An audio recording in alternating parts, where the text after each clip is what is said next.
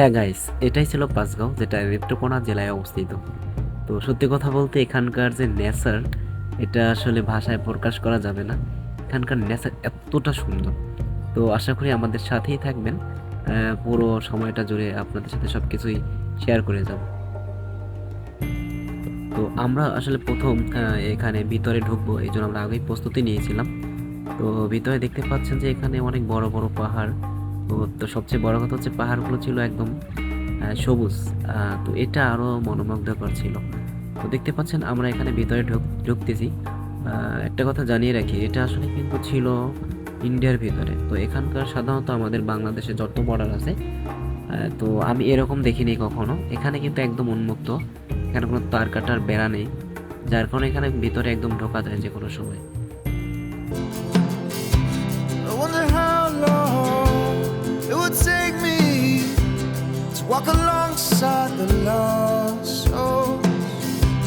And would you be there? অনেকদিনই ইচ্ছা ছিল মেঘালয় দেখব।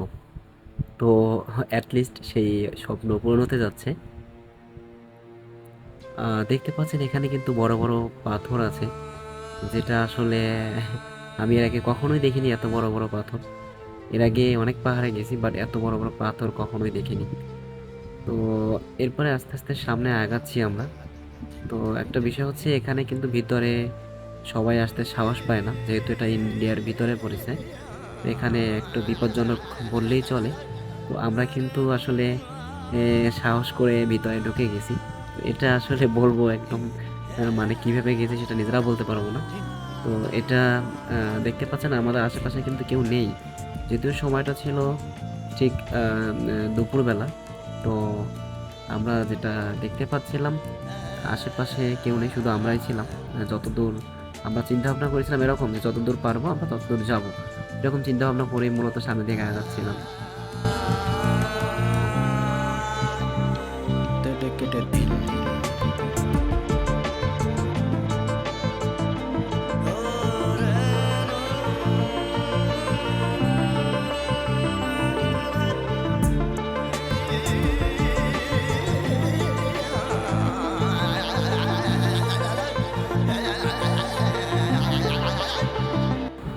দেখতেই পাচ্ছেন এখানকার যে প্রাকৃতিক পরিবেশ এতটাই সুন্দর, সেটা আসলে ভাষায় প্রকাশ করা যাবে না।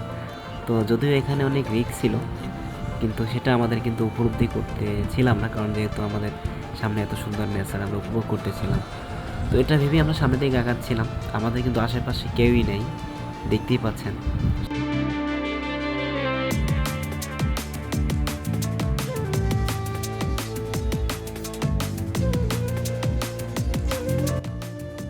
আমরা ভিডিও করতেছিলাম একটা অ্যাকশন ক্যামেরা দিয়ে, আর ফোন দিয়ে মাঝে মাঝে ছবি তুলতেছিলাম। তো একটা জিনিস অনেকক্ষণ পর খেয়াল করলাম, আমরা আশেপাশে কোনো শব্দ শুনতে পাচ্ছিলাম না। আমরা বুঝতে পারছিলাম আমরা মনে হয় ইন্ডিয়ার অনেক ভিতরে ঢুকে গেছি। তো এটা ভাবার পরেও আমাদের কেমন জানি ওরকম ভয় লাগতেছিল না, কিন্তু তারপরেও আমরা সামনে দিয়ে আগাচ্ছিলাম। তো পিছনে, সামনে, আশেপাশে আসলে কোনো সাউন্ডই পাচ্ছিলাম না, এবং কারো আভাসও পাচ্ছিলাম না। তারপরেও আমাদের কাছে মনে হচ্ছিল হয়তো বা কেউ আছে, কারণ এখানেও হয়তো মানুষ বসবাস করে।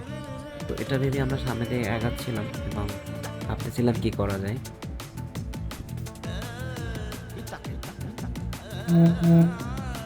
এরপরে আমরা আস্তে আস্তে সামনে গেলে আমরা আরো জলের শব্দ পাই। তো এটা ভেবে বুঝতে পারি যে ঝর্ণা হয়তো বা আমাদের খুবই নিকটে। আমাদের খুবই আনন্দ হয় বিষয়টা আসলে।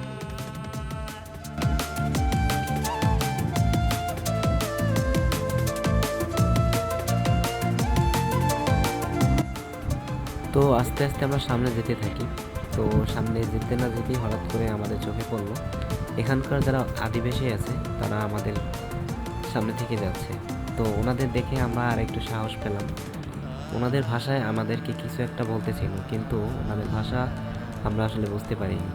হয়তো বা এটা বলতেছিল যে আমরা যাতে সামনে না যাই, হয়তো বা এরকম কিছু একটা বলতেছিল। আমরা তাদের কথা আমাদের মাথায় না নিয়ে আমরা সামনের দিকে যাওয়ার চিন্তা ভাবনা করলাম। যদিও আমাদের একটু একটু ভয় লাগতেছিল, যেহেতু আমরা যখন এখানে ঢুকতেছিলাম তখন আমাদের কিছু বাঙালি মানুষ বলতেছিল যে আমরা যাতে বেশি ভিতরে না ঢুকি। তো এটা আসলে আমাদের সামনে যেতে যেতে একদম খেয়ালই ছিল না যে আমরা আসলে কত দূর এসে পড়েছি। তো বিষয়টা আমাদের কাছে একটু ভাবার বিষয়। তো তখন আমি এবং আমার পার্টনার দুজন মিলে অনেক চিন্তা ভাবনা করলাম কি করা যায় করা যায়। তো পরবর্তীতে আসলে ভাবলাম যে না, এটা একদম বেশি দূরে হয়তো এসে পড়েছি, এখান থেকে এখন যত তাড়াতাড়ি সম্ভব ব্যাক করাটাই ভালো। তো তারপর আমরা কিছুক্ষণ সামনে যেতেছিলাম। তো ভাবলাম দেখি আর কোথায় যাওয়া যায়। তো এটা ভেবেই আমরা সামনে যেতেছিলাম। দেখতেই পাচ্ছেন এখানে কিন্তু পাথরের কোনো শেষ নেই। একটার পর একটা পাথর, একটার পর একটা পাথর, কখনো বড় পাথর, আবার কখনো ছোট পাথর। এভাবে একটা পাথরের পর একটা পাথর ভেবে চলতেছিলাম আমরা। তো ভালোই লাগতেছিল এক কথায়। তো হঠাৎ করে আমরা এখানে কিছু এখানকার আদিবাসী দেখতে পেলাম। তো এরাও এখানে আছে। এখানে এরা আসলে মূলত গোসল করতে এসেছিল।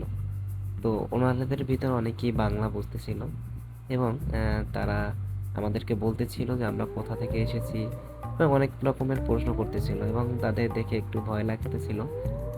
এবং তারা বলতেছে এখান থেকে আমরা যাতে খুব তাড়াতাড়ি চলে যাই। আমাদেরকে বলছে যে যত তাড়াতাড়ি আমরা যাবো আমাদের জন্যই ভালো। তো এটা শোনার পরে আমরা আস্তে আস্তে এখান থেকে ব্যাক করে আসা করি। যদিও আমরাও এখানে আমাদের মতো করে গোসল করে তারপর আমরা এখান থেকে ব্যাক করি। সবকিছু মিলিয়ে আমাদের জার্নিটা অনেক সুন্দর ছিল।